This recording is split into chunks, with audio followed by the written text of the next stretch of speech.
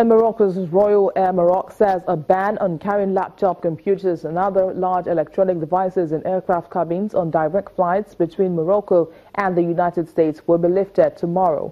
In March, the United States banned laptops in cabins on flights originating at 10 airports in 8 countries: Egypt, Morocco, Jordan, the United Arab Emirates, Saudi Arabia, Kuwait, Qatar and Turkey, to address fears that bombs could be concealed in them.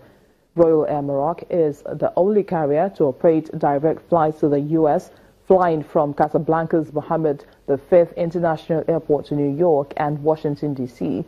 It did not say why the restrictions had been lifted, but the U.S. Department of Homeland Security has already dropped restrictions on 6 of the airlines after they adopted stricter screening for explosives and other enhanced measures. Moving on now, Malawi's President Peter Mutharika has praised the U.S. pop singer Madonna as a symbol of a motherly spirit after she opened a children's hospital named after her adopted daughter, Mercy James. The Mercy James Institute for Pediatric Surgery and Intensive Care, located in Blantyre, Malawi's second-largest city, is the first of such facility built in the country by Madonna's charity Raising Malawi. The singer adopted Malawian children David Banda and Mercy James in 2006 and 2009, respectively, and twins Esther and Stella Mwale earlier this year. She has 2 other children, Lourdes and Rocco, from previous relationships. It wasn't easy, and with the blood, sweat, and tears of so many people here today, we fought for this hospital, and we won. So I'm here to say, never, ever give up on your dreams. The Mercy James Center remains not only a world-class intensive care hospital, but also a superior learning environment to train the next generation of Malawian healthcare workers. This place is as much about healing as it is about empowerment. It is a great honor to know this hospital is named after me. But what's more important is I'll heal many kids and save many lives. Madonna is a symbol of a mother spirit, an African communal spirit. In Africa, where we live by collective spirit of supporting those in need. Madonna came and offered to be the mother of her children from Malawi. Let's move things now to Central Africa, where a group of over 21,000 volunteers in Cameroon have created a national network of aunties to help victims of sexual abuse, violence and early pregnancy to rebuild their lives. The group also fights some harmful cultural practices in the country by reaching out to people on the streets and educating school children about how to protect themselves from abuse. The Renata Aunties, a group of volunteers in Cameroon, make their way downtown Yaoundé, where they will be talking to people on the street about abuse.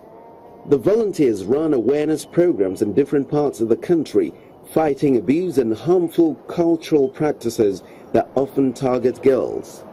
The Renata also works to help victims of sexual abuse, violence and early pregnancy rebuild their lives, organizing outreach programs in primary schools, targeting children as young as 4. Chanel Lumiere and her colleagues are all survivors of abuse who now know and understand too well the traumatic effects of such violence. Lumiere was repeatedly abused as a young girl. On getting pregnant, she decided to commit suicide. Luckily, her brother found her just in time to cut her down from the tree. Chanel says she is back on her feet and on a mission to help a new generation of young people avoid the same abuses. Kathy Abba is the spokeswoman for Renata. She was a victim of breast ironing and says things will only change if the society is sensitized on how to better protect the girls. The role of an auntie at Renata after their training is to fight violence against women in the community, in her family, in her village, in her neighborhood, and also at Renata. She is no longer a victim.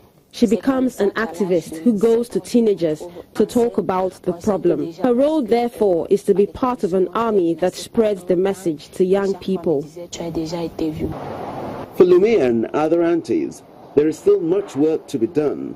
Lumia says her work is an act of defiance after the abuse she suffered and hopes to protect as many people as she can from suffering similar violence. The challenges I face working with young girls is getting them to speak out. When rape happens in the family circle, it's difficult for someone to talk about it because the family members will say this is a family issue and it shouldn't be discussed with outsiders. It's better for the family members to try to fix it.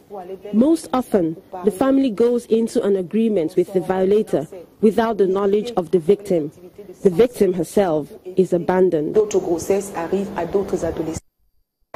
Although funded for many years by the German development agency GIZ, Renata receives small grants from various international donors. However, some of their revenue is under threat following US President Donald Trump's order to reinstate the global gag rule that bans US-funded groups around the world from discussing abortion.